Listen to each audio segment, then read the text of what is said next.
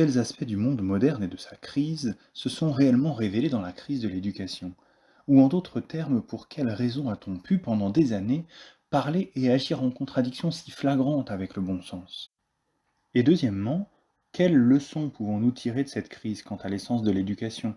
Non pas au sens où l'on peut toujours tirer une leçon des erreurs qui n'auraient pas dû être commises, mais plutôt en réfléchissant au rôle que l'éducation joue dans toute civilisation, c'est-à-dire à l'obligation que l'existence des enfants entraîne pour toute société humaine.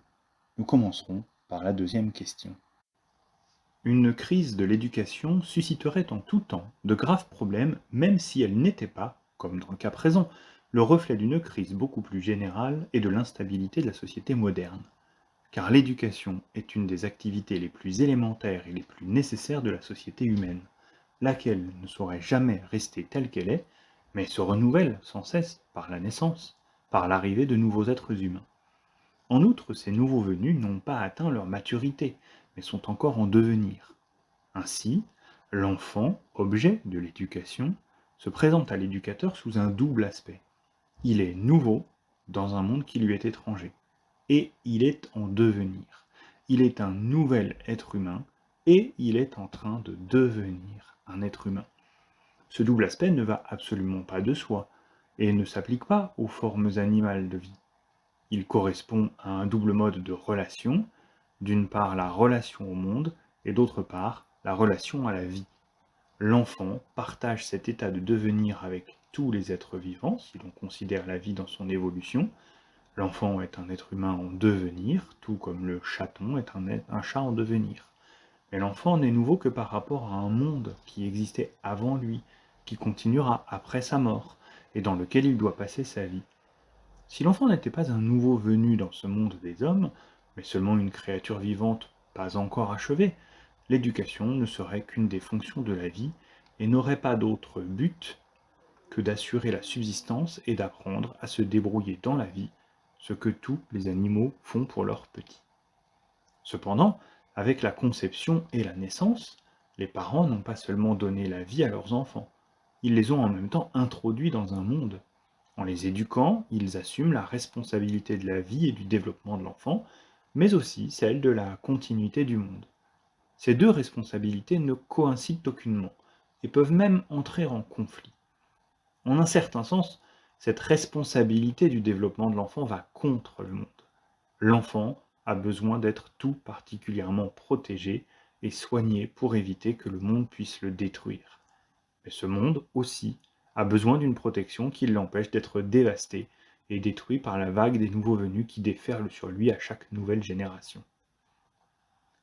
Puisque l'enfant a besoin d'être protégé contre le monde, sa place traditionnelle est au sein de la famille. C'est là qu'à l'abri de quatre murs, les adultes reviennent chaque jour du monde extérieur et se retranchent dans la sécurité de la vie privée. Ces quatre murs à l'abri desquels se déroule la vie de famille constituent un rempart contre le monde, et en particulier contre l'aspect public du monde. Ils délimitent un endroit sûr sans lequel aucune chose vivante ne peut prospérer. Cela est valable non seulement pour la vie de l'enfant, mais pour la vie humaine en général, partout où cette dernière est constamment exposée au monde, sans la protection de l'intimité et la sécurité privée, sa qualité vitale est détruite. Dans le monde public, commun à tous, les personnes comptent et aussi l'œuvre, c'est-à-dire l'œuvre de nos mains par laquelle chacun de nous contribue à notre monde commun. Mais là, la vie en tant que vie ne compte pas. Le monde ne peut pas s'y intéresser et elle doit s'en cacher et s'en protéger.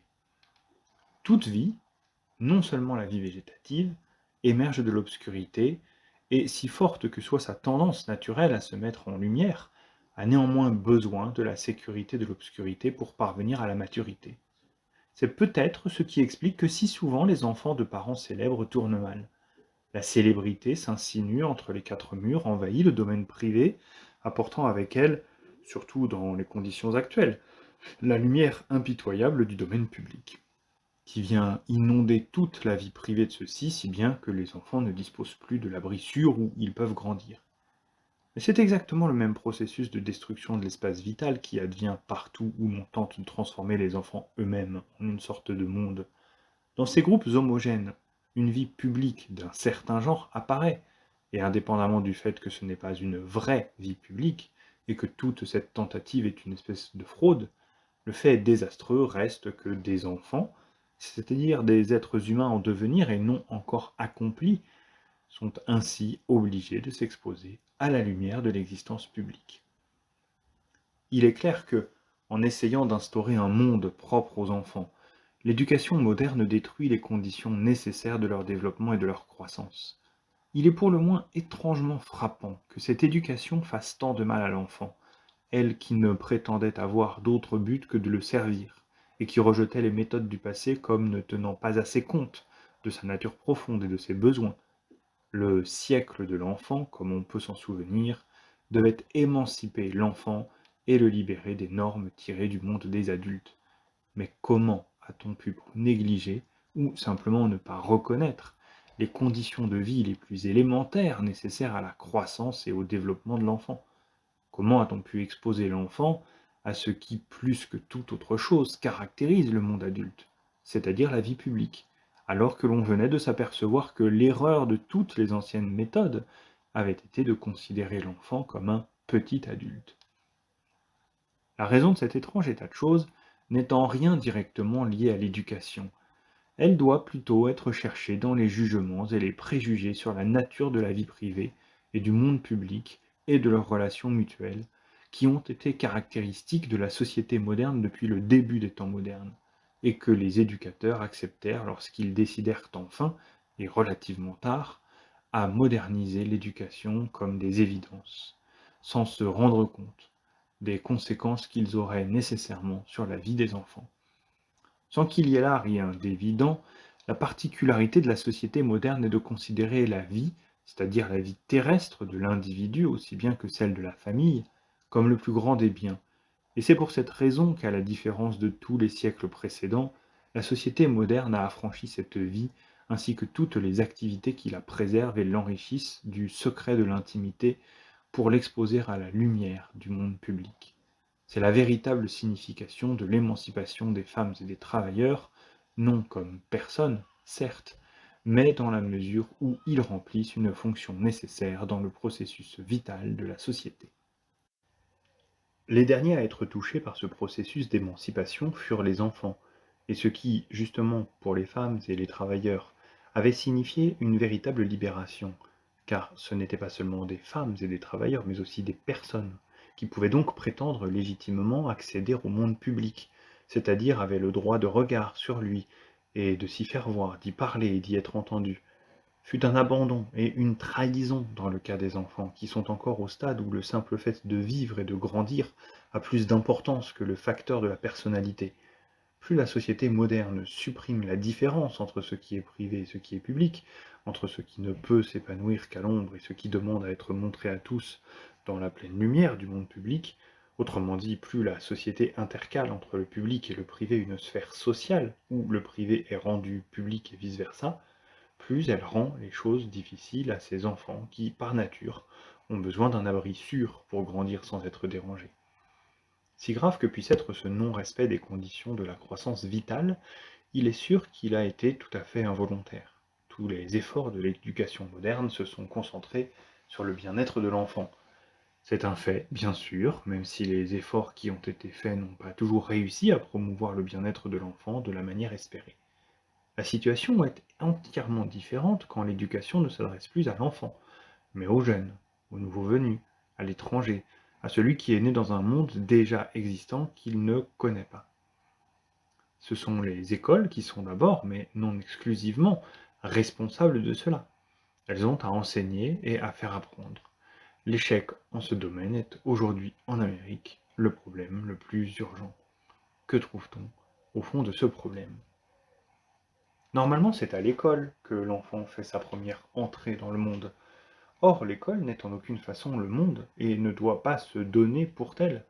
C'est plutôt l'institution qui s'intercale entre le monde et le domaine privé que constitue le foyer, pour permettre la transition entre la famille et le monde. C'est l'État, c'est-à-dire ce qui est public et non la famille, qui impose la scolarité. Et ainsi, par rapport à l'enfant, l'école représente le monde, bien qu'elle ne le soit pas vraiment. À cette étape de l'éducation, Les adultes sont une fois de plus responsables de l'enfant.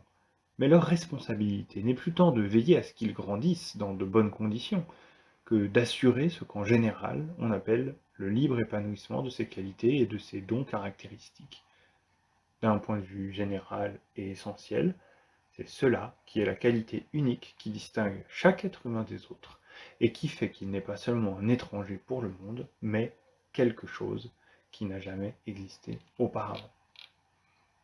Dans la mesure où l'enfant ne connaît pas encore le monde, on doit l'y introduire petit à petit. Dans la mesure où il est nouveau, on doit veiller à ce que cette chose nouvelle mûrisse en s'insérant dans le monde tel qu'il est. Cependant, de toute façon, vis-à-vis des jeunes, les éducateurs font ici figure de représentants d'un monde dont, bien qu'eux-mêmes ne l'aient pas construit, ils doivent assumer la responsabilité, même si, secrètement ou ouvertement, ils le souhaitent différent de ce qu'il est. Cette responsabilité n'est pas imposée arbitrairement aux éducateurs, elle est implicite du fait que les jeunes sont introduits par les adultes dans un monde en perpétuel changement. Qui refuse d'assumer cette responsabilité du monde ne devrait ni avoir d'enfants, ni avoir le droit de prendre part à leur éducation. Dans le cas de l'éducation, la responsabilité du monde prend la forme de l'autorité. L'autorité de l'éducateur et les compétences du professeur ne sont pas la même chose.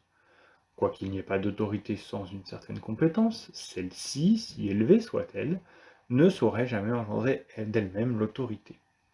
La compétence du professeur consiste à connaître le monde et à pouvoir transmettre ses connaissances aux autres. Mais son autorité se fonde sur son rôle de responsable du monde.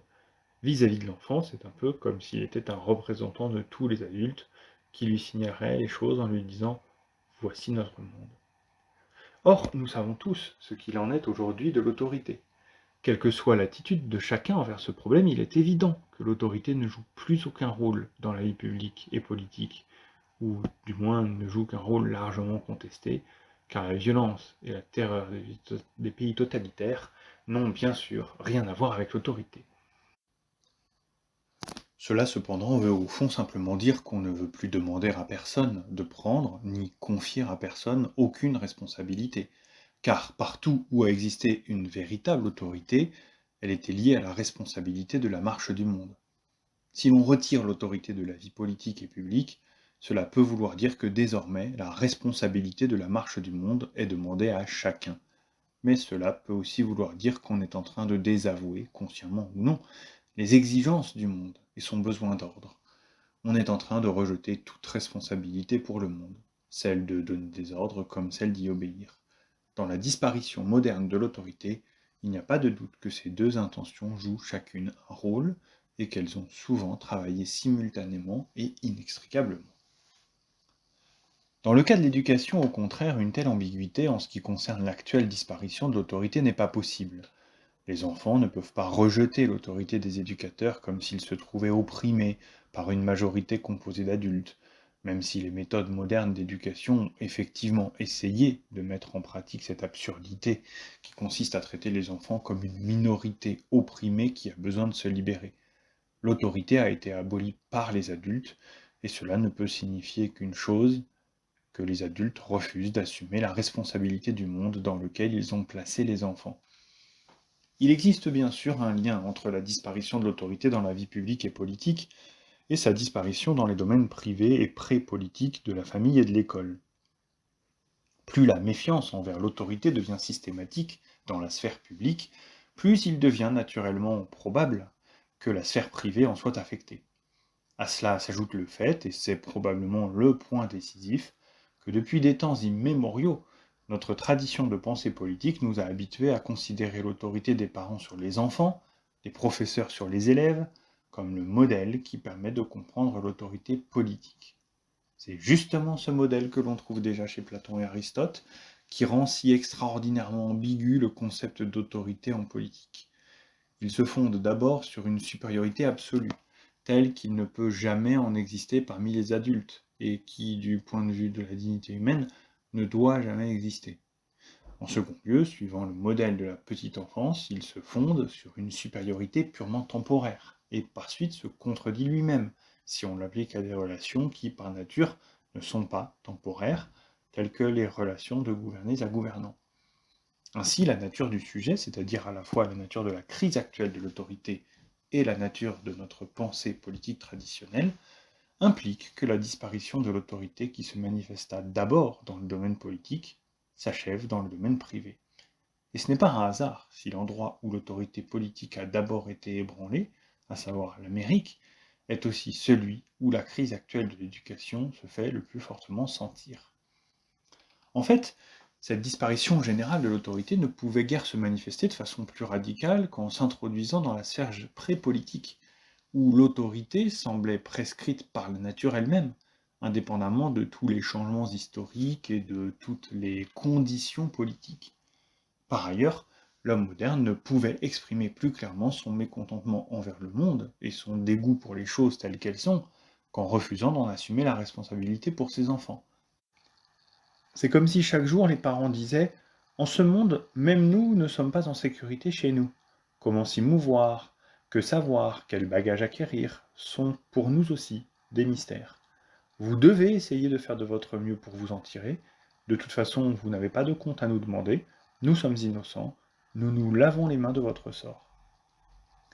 Cette attitude n'a bien sûr rien à voir avec le désir révolutionnaire d'un nouvel ordre du monde, Novus Ordo Seclorum, qui anima jadis l'Amérique. Elle est plutôt symptomatique de l'actuelle aliénation du monde que l'on peut observer partout, mais que les conditions d'une société de masse font apparaître sous une forme particulièrement radicale et désespérée. Il est vrai que ce n'est pas seulement en Amérique que les expériences modernes d'éducation ont pris des allures tout à fait révolutionnaires, ce qui, jusqu'à un certain point, a augmenté la difficulté d'avoir une vue nette de la situation, et amené un certain degré de confusion dans la discussion du problème, car contrairement à tous les comportements de ce type, demeure ce fait indiscutable, tant que l'Amérique a été vraiment animée par cet esprit, elle n'a jamais songé à introduire le nouvel ordre dans l'éducation, mais elle est, au contraire, restée conservatrice dans ce domaine. Évitons tout malentendu. Il me semble que le conservatisme, pris au sens de conservation, est l'essence même de l'éducation, qui a toujours pour tâche d'entourer et de protéger quelque chose. L'enfant contre le monde contre l'enfant, le nouveau contre l'ancien contre le nouveau. Même la vaste responsabilité du monde qui est assumée ici implique bien sûr une attitude conservatrice. Mais cela ne vaut que dans le domaine de l'éducation, ou plus exactement dans celui des relations entre enfants et adultes, et non dans celui de la politique, où tout se passe entre adultes et égaux. En politique, cette attitude conservatrice, qui accepte le monde tel qu'il est et ne lutte que pour préserver le statu quo, ne peut mener qu'à la destruction, car le monde, dans ses grandes lignes comme dans ses moindres détails, serait irrémédiablement livré à l'action destructrice du temps, sans l'intervention d'êtres humains décidés à modifier le cours des choses et à créer du neuf. Les mots d'Hamlet, le temps est hors de ses gonds, ô sort maudit, que ce soit moi qui ai à le rétablir, sont plus ou moins vrais pour chaque génération, bien que depuis le début de notre siècle, ils aient acquis une plus grande valeur persuasive qu'avant. Au fond, on n'éduque jamais que pour un monde déjà hors de ses gonds, ou sur le point d'en sortir. Car c'est là le propre de la condition humaine que le monde soit créé par des mortels, afin de leur servir de demeure pour un temps limité. Parce que le monde est fait par des mortels, il s'use, et parce que ses habitants changent continuellement, il court le risque de devenir mortel comme eux. Pour préserver le monde de la mortalité de ses créateurs et de ses habitants, il faut constamment le remettre en place. Le problème est tout simplement d'éduquer de façon telle qu'une remise en place demeure effectivement possible, même si elle peut ne jamais être définitivement assurée. Notre espoir réside toujours dans l'élément de nouveauté que chaque génération apporte avec elle, mais c'est précisément parce que nous ne pouvons placer notre espoir qu'en lui que nous détruisons tout si nous essayons de canaliser cet élément nouveau pour nous, pour que nous, les anciens, puissions décider de ce qu'il sera. C'est justement pour préserver ce qui est neuf et révolutionnaire dans chaque enfant que l'éducation doit être conservatrice. Elle doit protéger cette nouveauté et l'introduire comme un ferment nouveau dans un monde déjà vieux qui, si révolutionnaire que puissent être ses actes, est, du point de vue de la génération suivante, suranné et proche de la ruine.